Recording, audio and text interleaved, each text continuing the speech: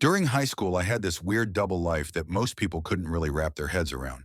My mom worked two jobs and couldn't be home during the week, so from Monday to Friday, I stayed with my grandma on the south side of Chicago, 79th and Cottage Grove.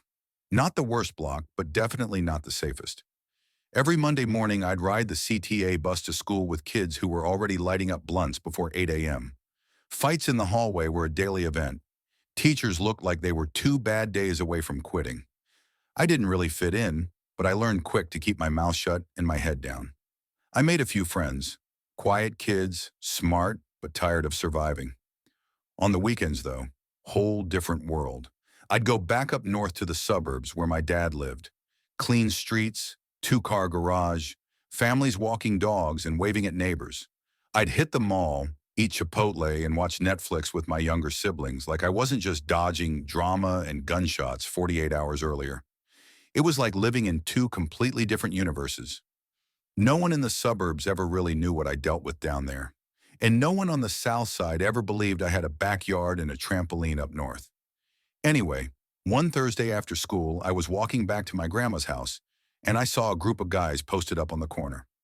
I recognized one of them, Malik from school. We'd had a couple classes together. He waved me over, and I made the mistake of walking toward him. He pulls me in, all casual, and says, "You know how to drive, right?" I did. Barely.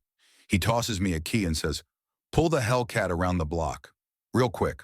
Just move it." I knew something felt off. Real office.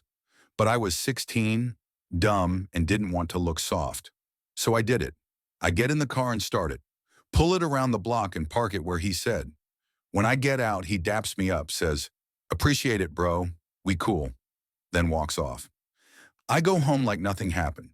The next day, there are cops outside the school. Word is someone dropped a dime on Malik. Apparently, that charger was linked to a robbery that happened earlier that week. I didn't get called in. No one mentioned my name, but I didn't sleep for 2 days. I thought I was done for.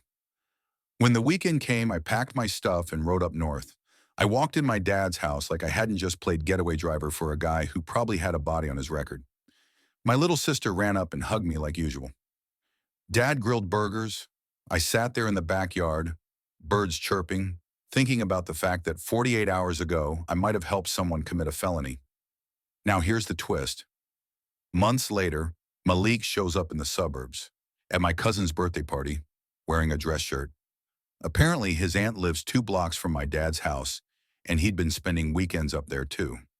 Same split life, same code switching. He looked at me across the yard and just started laughing. Said, "Damn, bro, I thought I was the only one living that double life."